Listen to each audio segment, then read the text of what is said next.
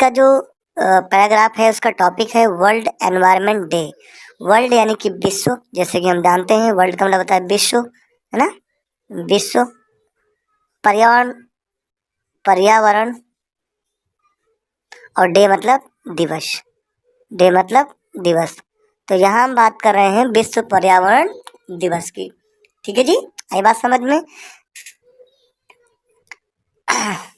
World environment day on 5 June every year.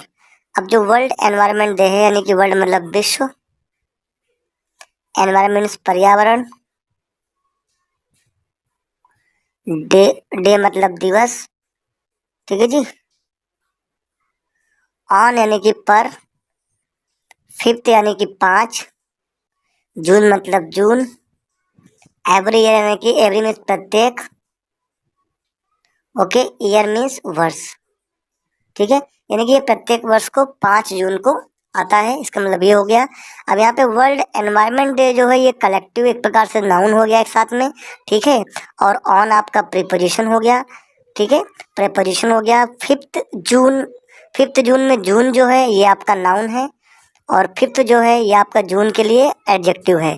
कौन सा adjective है? तो ऑर्डिनल एडजेक्टिव है, क्योंकि ये जून में भी 5 जून यानी कि 5 जून उसका ऑर्डर बता रहा है, इसीलिए ये आपका ऑर्डिनल एडजेक्टिव हो गया।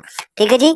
अब प्रीपोजिशन चूंकि अपने बाद में ऑब्जेक्ट लेती है, जैसा कि मैंने आगे भी वीडियो में डिस्कस किया है, और सब्जेक्ट और ऑब्जेक्ट बनने का काम इंग्लिश ग्रामर में नाउन या तो प्रोनाउन करते हैं। तो यहाँ पे जून जो नाउन है इसका काम क्या है? इसका काम है इस प्रीपोजिशन ऑन का प्रीपोजिशनल ऑब्जेक्ट बनना। एवरी ईयर, एवरी ईयर के बाद हम यदि बात करें तो ईयर भी आपका नाउन है, लेकिन ये एवरी क्या कर रहा है? तो एवरी इस ईयर को मॉडिफाई कर रहा है। हम प्रत्येक ईयर की बात कर रहे हैं, किसी स्पेशल ईयर की बात कर रहे हैं, इसीलिए एवरी क्या कर रहा है? इस ईयर को मॉडिफाई कर रहा है, और जो नाउन को मॉडिफाई करे उसे हम एडजेक्टिव कहते हैं। इसीलिए एवरी जो है ये आपका डिस्ट्रीब्यूटिव एडजेक्टिव हो गया, क्योंकि ये वर्ड्स को डिस्ट्रीब्यूट कर रहा है, विभाजित कर रहा है ना। तो ये आपका एडजेक्टिव हो गया, और एडजेक्टिव में भी उसका सब टाइप क्या है? डिस्ट्रीब्यूटिव एडजेक्टिव है। तो इस तरह से हम इंग्लिश को पढ़ना सीखेंगे। People from more than 100 countries celebrate this day। अब people मीन्स होता है लोग, ठीक है, from यानी कि से।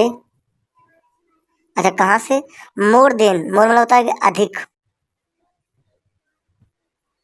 और देन मतलब होता है कि से, तो हो गया से। 100 यानी कि 100, कंट्रीज यानी होता है कि देशों, 100 देशों, सेलिब्रेट यानी कि मनाते हैं। अच्छा, मैंने मनाते हैं क्यों बोला? क्योंकि दोस्तों यहाँ पे ये वर्ब की फर्स्ट फॉर्म है, ठीक है, और साथ में आप देखेंगे तो ये आपका वर्ब की फर्स्ट फॉर्म में है। यदि यहाँ पे जो सब्जेक्ट है ये होता है प्लूरल, तो यहाँ पे कोई भी एस या एस लगता नहीं है। अगर ये सिंगुलर होता तो यहाँ पे एस या एस लगता। बट ये सेंटेंस जो है ये है आपका सिंपल प्रेजेंट टेंस का, इसीलिए हमने यहाँ पे वर्ब में मनाते हैं यूज किया है, क्योंकि ता है, ती है, ते है, वो सिंपल प्रेजेंट टेंस में ही यूज करते हैं हम। ठीक है, दिस डे, दिस यानी कि इस, डे मतलब दिन। आइए इसको कंप्लीट करते हैं। तो लोग, ठीक है, 100 देशों से अधिक लोग, 100 देशों के 100 देशों से अधिक क्या करते हैं? इस दिन को मनाते हैं।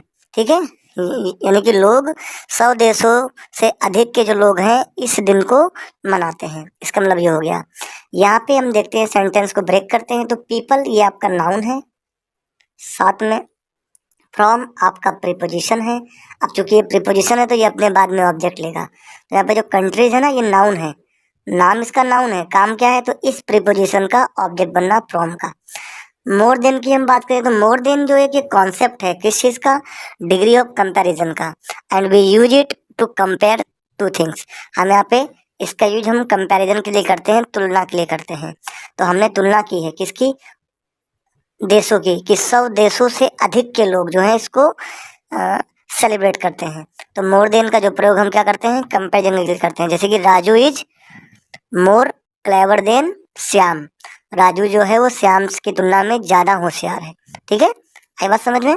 चलिए, कंट्रीज का बता दिया मैंने आपको, नाउन है, साथ में इस प्रीपोजिशन का ऑब्जेक्ट है। सेलिब्रेट जो है इट इज़ योर वर्ब, ये आपकी वर्ब हो गई। डे आपका नाउन हो गया, और दिस क्या कर रहा है, दिस इस नाउन को मॉडिफाई कर रहा है, इस डे के बारे में बता रहा है, हम किसी स्पेशल डे की बात कर रहे हैं, ठीक है। तो इसीलिए ये क्या हो गया आपका, ये आपका एडजेक्टिव हो गया। अच्छा, कौन सा एडजेक्टिव है, तो डेमोन्स्ट्रेटिव एडजेक्टिव है, ध्यान रखिएगा, ठीक है। Furthermore the world environment day is run by the United Nations environment program, ठीक है, सिंस द ईयर 1973। ये फुल स्टॉप यहाँ पे नहीं है, ध्यान रखिएगा। फर्दर मोर का मतलब होता है के अतिरिक्त, इन एडिशन टू, ठीक है। तो इसके अतिरिक्त कह सकते हो आप, इसके अतिरिक्त या इसके अलावा, ये बेसिकली आपका एडवर्ब होता है, ध्यान रखिएगा। इसके अतिरिक्त जो वर्ल्ड एनवायरनमेंट डे यानी कि जो विश्व पर्यावरण दिवस, इज यानी कि है, रन मीन्स चलाया जाता, चलाया जाता, बाय यानी कि के द्वारा, अच्छा किसके द्वारा, तो यूनाइटेड नेशंस एनवायरनमेंट प्रोग्राम के द्वारा, यूनाइटेड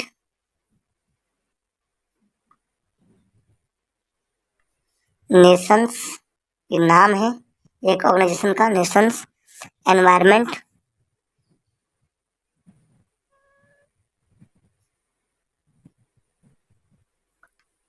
प्रोग्राम,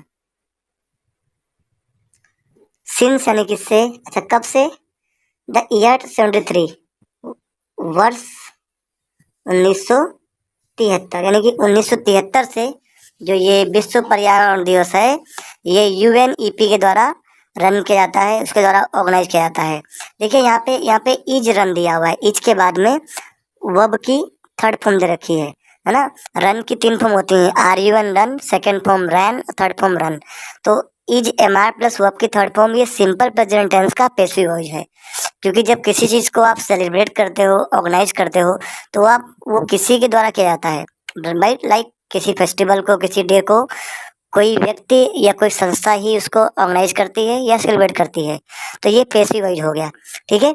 इसलिए यहाँ पे इज रन दिया गया है, और इसलिए हमने यहाँ पे चलाया जाता है यूज किया है, या रन किया जाता है हम कहेंगे, ठीक है, क्योंकि ये पैसिव वॉइस है।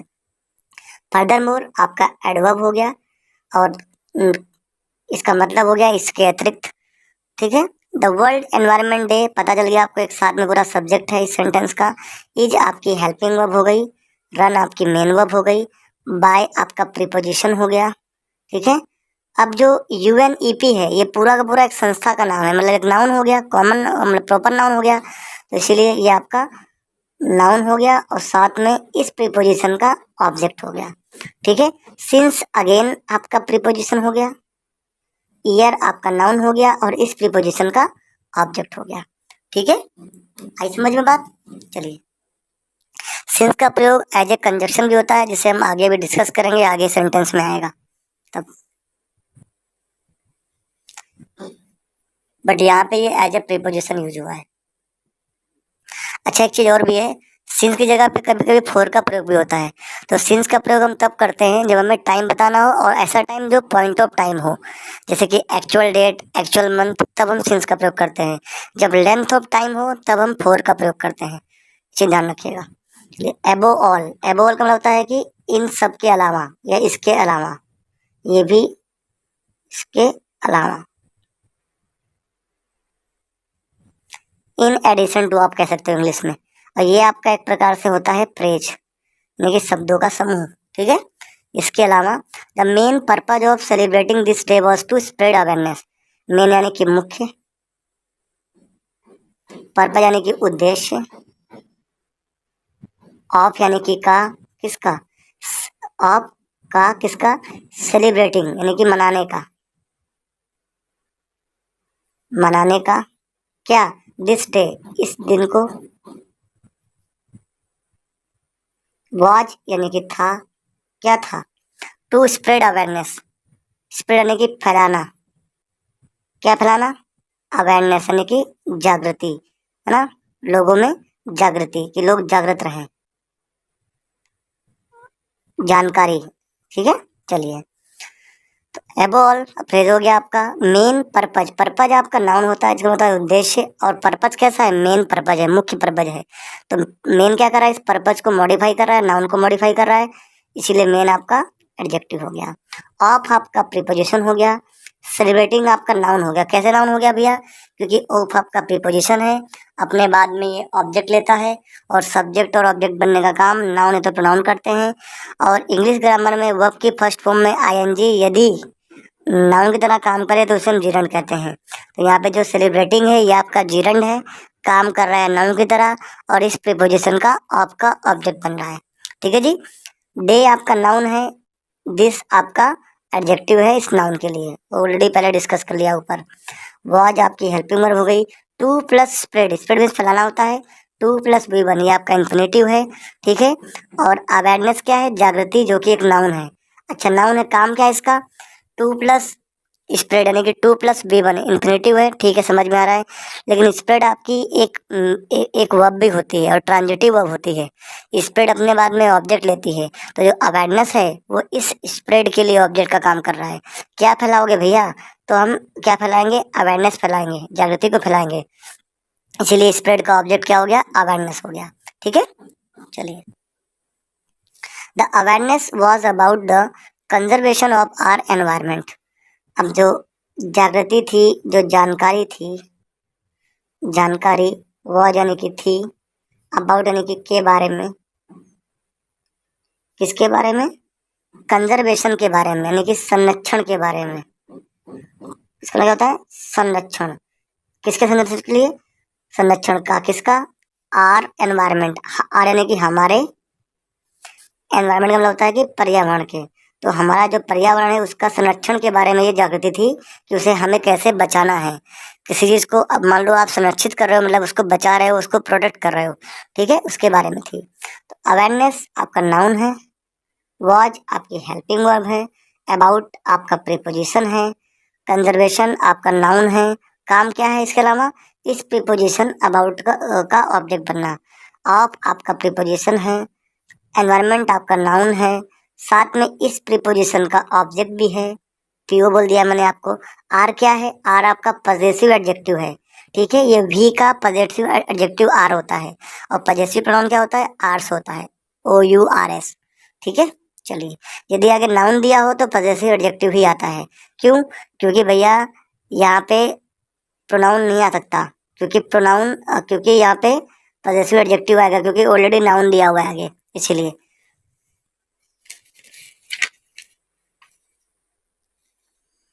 Moreover, to also take various preventive measures to avert the effect of the global warming। ठीक है, moreover यानी होता है अतिरिक्त, इसके अतिरिक्त, इसके अतिरिक्त, मैंने थोड़ा शॉर्ट कर दिया, ध्यान रखिएगा, इससे अतिरिक्त के अलावा, टू टेक लेना। अच्छा क्या लेना, ऑल्सो यानी कि भी, क्या लेना, वेरियस यानी कि विभिन्न, विभिन्न क्या, प्रिवेंटिव यानी कि रोकथाम वाले, विभिन्न रोकथाम के, क्या रोकथाम के, मेजर्स यानी कि तरीके, उपाय, किस लिए भैया, अवॉइड करने के लिए। रीजन क्या है, क्यों ले रहे हैं प्रिवेंटिव मेजर्स हम, अवॉइड करने के लिए, रोकने के लिए, है ना, क्या रोकने के लिए, अवॉइड मीन्स रोकना, क्या रोकने के लिए, the effects of global warming, है ना, प्रभाव, इफेक्ट मीन्स प्रभाव। अच्छा प्रभाव किसका, आपका, किसका, ग्लोबल वार्मिंग का, यानी कि वैश्विक, जो गर्मी है, जो वार्मिंग है, जो वैश्विक स्तर पर जो गर्मी हो रही है उसकी बात हो रही है। वैश्विक जो उष्मीकरण है, उष्मीकरण, उसको उसको अवॉइड करने के लिए हमें विभिन्न प्रकार के उपायों को लेना है, मेजर्स को क्या एडॉप्ट करना है। ठीक है, मोरेवर आपका एडवर्ब होता है, मतलब होता है के अलावा, के अतिरिक्त। टू टेक आपका to plus V one, it is your infinitive. ठीक है, ऑल्सो आपका एडवर्ब होता है, मतलब भी। मेजर्स आपका नाउन है। अच्छा मेजर्स कैसे हैं, मेजर्स एक तो प्रिवेंटिव हैं यानी कि रोकथाम वाले हैं, और वेरियस भी हैं, विभिन्न भी हैं। तो वेरियस और प्रिवेंटिव दोनों ही मेजर्स यानी कि नाउन को मॉडिफाई कर रहे हैं, और जो नाउन के बारे में कुछ भी बताए उसे हम एडजेक्टिव कहते हैं। तो दोनों ही एडजेक्टिव हो गए, किसके लिए, इस नाउन मेजर्स के लिए। अब टू अवट, ठीक है, अवट भी होता है किसी चीज को टर्न अवे करना, मोड़ देना या रोक देना। टू प्लस बी वन, ये इन्फिनेटिव हो गया, ठीक है। अच्छा, इन्फिनेटिव सेंटेंस में as a adjective, as a adverb, as a noun, तीन तरह से काम करता है। तो यहाँ किस तरह से काम कर रहा है, यहाँ ये टेक को मॉडिफाई कर रहा है, जो कि एक वर्ब है। भाई हम मेजर्स क्यों ले रहे हैं, अवट करने क्यों ले रहे हैं, अवट करने के लिए ले रहे हैं, तो ये टेक को मॉडिफाई कर रहा है, इसलिए यहाँ पे ये एज ए एडवर्ब काम कर रहा है, ठीक है, ओके। अब इफेक्ट क्या है, तो इफेक्ट आपका दोस्तों नाउन है, ठीक है। अच्छा, काम क्या कर रहा है, तो भैया अवट भले आपका इन्फिनेटिव है, लेकिन बेसिकली अवट एक वर्ब होती है, और वर्ब भी कैसी होती है, ट्रांजिटिव वर्ब होती है। और जब ये ट्रांजिटिव वर्ब है तो ये अपने बाद में कुछ ऑब्जेक्ट लेगी, तो इफेक्ट क्या करेगा, इस अवट वर्ब का ऑब्जेक्ट बनेगा। भाई किस चीज को आप अवॉइड करोगे, किस चीज को रोकोगे, तो इफेक्ट को रोकोगे, ठीक है, इसलिए इसके लिए ऑब्जेक्ट हो गया। ऑफ आपका प्रीपोजिशन हो गया। वार्मिंग जो है ये आपका जीरंड है, ठीक है, एज ए नाउन काम कर रहा है, बात समझ में आ गई आपको। वर्ब की फर्स्ट फॉर्म में आईएनजी जब एज ए नाउन काम करता है तो उसे हम जीरंड कहते हैं, ठीक है, और प्लस इस प्रीपोजिशन का ऑब्जेक्ट बन जाएगा आपका। अब वार्मिंग कैसी है, ग्लोबल वार्मिंग है, वैश्विक वार्मिंग है, तो ग्लोबल क्या हो गया, इस वार्मिंग के लिए एडजेक्टिव हो गया, ठीक है।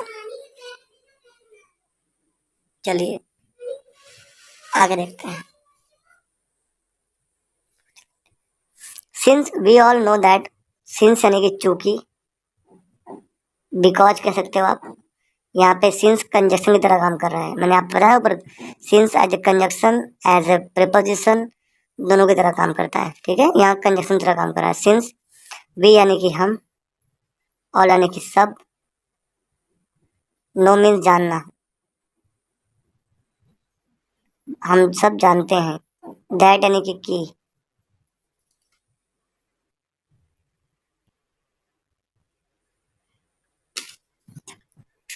Global warming is the root cause, कि जो वैश्विक वार्मिंग यानी कि जो गर्मी या उष्मीकरण, इज यानी कि है, क्या है, रूट कॉज यानी कि जड़त्व, मेन कारण बोल सकते हो, जड़त्व तो मेन कारण, कॉज यानी कि कारण, ऑफ यानी कि का, किसका, the ruin of our environment, ruin means होता है कि विध्वंस, ठीक है, विध्वंस का, विनाश का, किसके विनाश का, आपके, किसके, आर एनवायरमेंट, हमारे पर्यावरण के, हमारे पर्यावरण, क्या मतलब हो गया, कि हम सब जानते हैं कि जो वैश्विक गर्मी है, जो ग्लोबल वार्मिंग है, ग्लोबल वार्मिंग वो क्या है, मेन कारण है ना, हमारे पर्यावरण के विध्वंस का, ठीक है जी, उसका मतलब ये हो गया। देयरफॉर यानी कि इसलिए,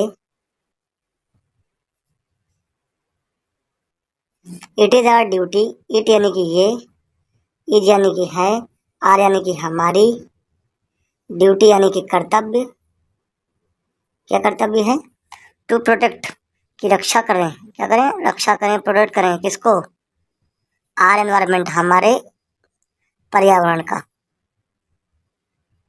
उसकी हमें रक्षा करनी है, ये हमारी ड्यूटी है। देयरफॉर आपका एडवर्ब होता है, एंड इसका मतलब होता है इसलिए, इट आपका प्रोनाउन है, working as a subject, is your helping verb, our आपका पजेसिव एडजेक्टिव है, ड्यूटी आपका नाउन है, ठीक है। To protect, to plus V one, it is your infinitive, our आपका पजेसिव एडजेक्टिव, एनवायरनमेंट आपका अगेन नाउन, ठीक है। चलिए, एंड यानी कि और, स्टॉप यानी कि रोके, क्या रोके, ऑल सब, एक्सप्लोडेशंस यानी कि, एक्सप्लोडेशन का मतलब क्या होता है, कि जैसे शोषण जो होता है ना, एक्सप्लोइट करना, किसी को शोषित करना, जो भी शोषण है उसको हमें रोकना है, शोषण को। अच्छा, किस शोषण को रोकना है, दैट जो कि, जो कि, इज डिस्ट्रॉइंग इट, जो कि क्या कर रहा है, डिस्ट्रॉय कर रहा है, यानी कि विनाश कर रहा है या बिगाड़ रहा है, किसको, इसका, इसे, ठीक है, उसे रोकना है। क्यों रोकना है भाई, बिकॉज, क्योंकि, इन द एंड, अंत में, नहीं बोलता कि सबसे अंत में, अंततः, it is our basic need. It यानी कि ये, इज यानी कि है, आर यानी कि हमारी, बेसिक यानी कि प्राथमिक, मुख्य कह सकते हो आप। नीड मीन्स आवश्यकता, फॉर के लिए, किसके लिए, आर सर्वाइवल हमारे जीवन के लिए, हमारे निर्वाह के लिए। ओके, सर्वाइवल मीन्स होता है निर्वाह। एंड और आर यानी कि हमारे, जनरेशंस अहेड यानी कि हमारी जो आगे की पीढ़ियों के लिए। अहेड मीन्स आगे की, जनरेशन मीन्स पीढ़ियों के लिए, पीढ़ी। आगे की पीढ़ियों के लिए क्या है, मतलब सबसे बेसिक नीड है, प्राइमरी नीड है, प्राथमिक आवश्यकता है। ठीक है जी। दोस्तों ये था हमारा आज का पैराग्राफ। और आज का सेशन कैसा था आप प्लीज़ कमेंट करिएगा।